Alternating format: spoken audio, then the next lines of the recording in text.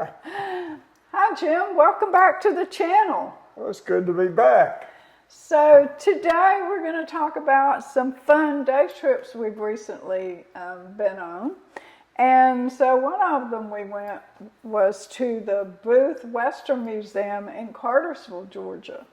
Tell me your impressions of the booth. Well, I didn't really know what to expect. I thought it might be a small museum that had a few Western artifacts and would be of limited interest and would just be a short tour, an hour or two at most. And what did we find? This was a world-class museum. I was absolutely shocked.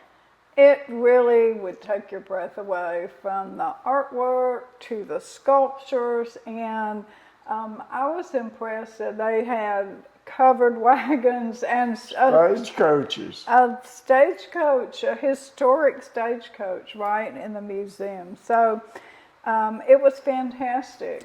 The fun starts as soon as you get out of your car and you start toward the grounds. Once you walk through the gate, it's just a beautiful array of statues on their gorgeous grounds.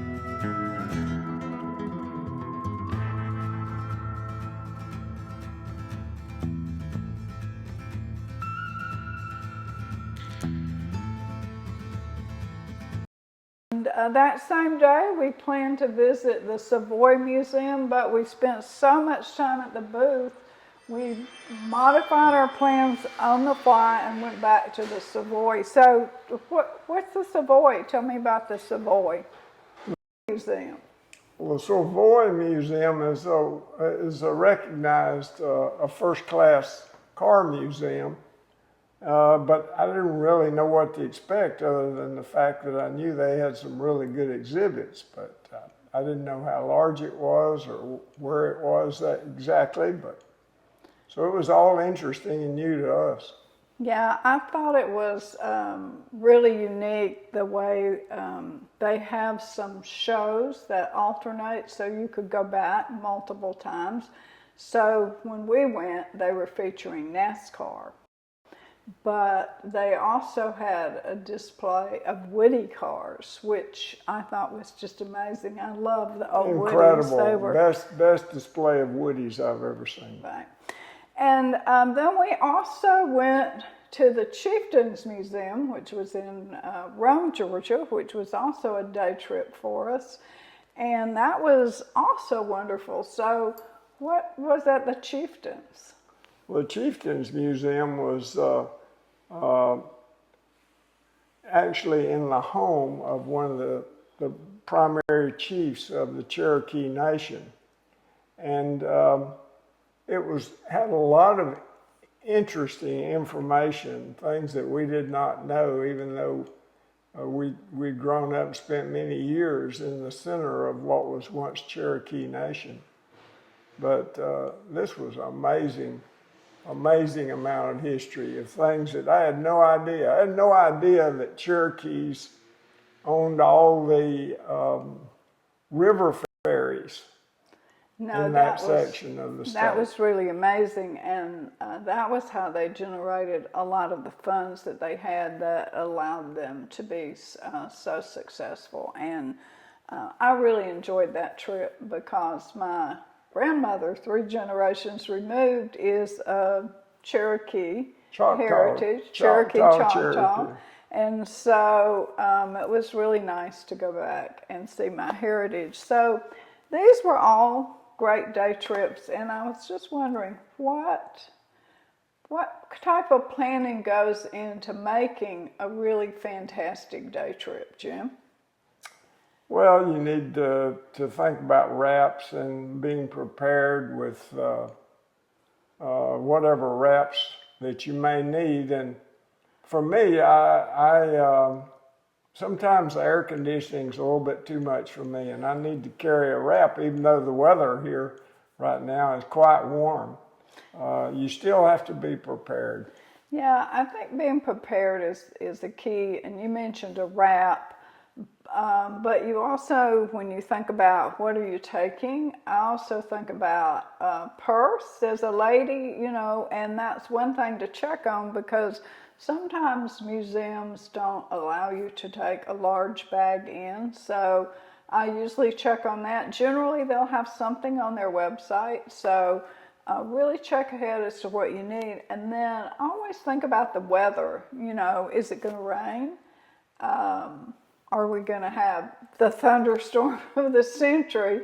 And if we're going to have the thunderstorm of the century, I'm going to say be flexible and reschedule, kind of like we were at the booth. We didn't allow enough time, so we decided we really wanted to spend more time there, so we just canceled our other plans and stayed at the booth.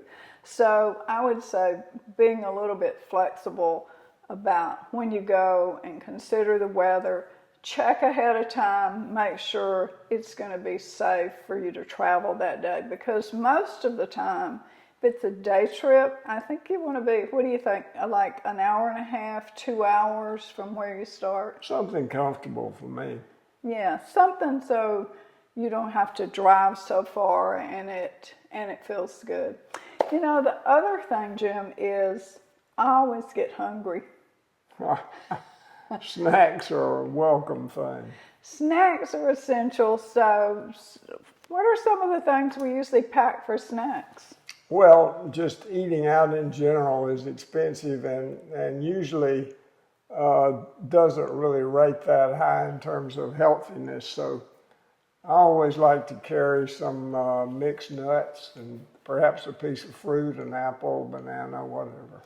Yeah, nuts are so easy to take, and we buy those at Costco or Walmart or whatever your favorite big box is in the big bags, and then just put a few scoops in some type of bag you can easily carry with you, and stick in your purse, and then an apple. Apples are my favorite little self-contained snack, and if you're not gonna eat lunch or you're going to miss a meal, my other favorite snack is peanut butter. That's universally good. You can always make a sandwich or have peanut butter crackers, or you can put it on your apple or a banana, and then you've got a nice little healthy meal or snack that will get you by. However, many of the places we went had restaurants, and so if you're going to eat out, they usually will have, again, their menu online. So check their restaurants, see what their menu is, and see if it's going to meet your dietary needs.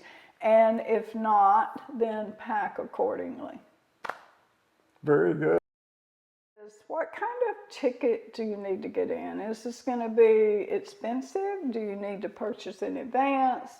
Is there going to be a large crowd of people there? So again, that's usually something you can check online. So I would check to see if you can purchase tickets and how much they're going to be. And then one tip I have for you is if you're retired like us, don't go on the weekend. Take advantage of being retired and go during the week. True. It's going to be a much better day. Not nearly as crowded, and you can really enjoy it. The other thing that I would check on is I would check on their camera policy. Some museums don't allow you to make photos, so again, go to their website, and that's something you can check on for policy to see if you can make photos. Most of them will allow still photos, but sometimes if you want to do video or you want to do something for your flash.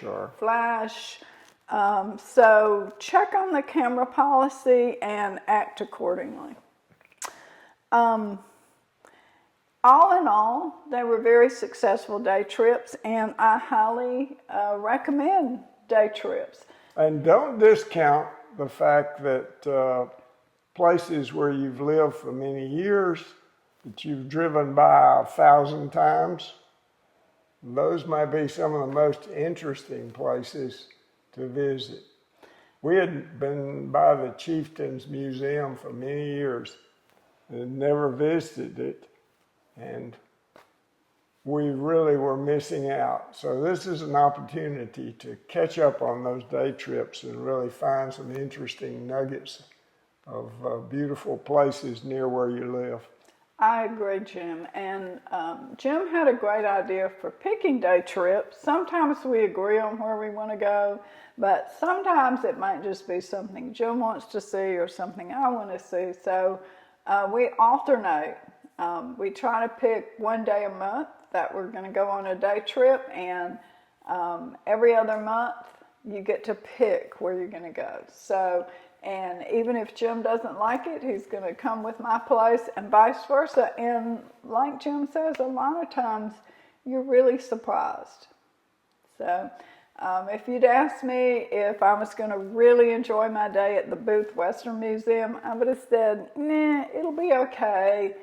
But I was just blown away with how fantastic it was. So I would really recommend that if you're in the Cartersville, Georgia area, that you go there for a day trip. The Savoy Museum in the same area, the Chieftians Museum in Rome, Georgia, these are all fantastic places to go. And they're near I-75 if you're driving north from Atlanta.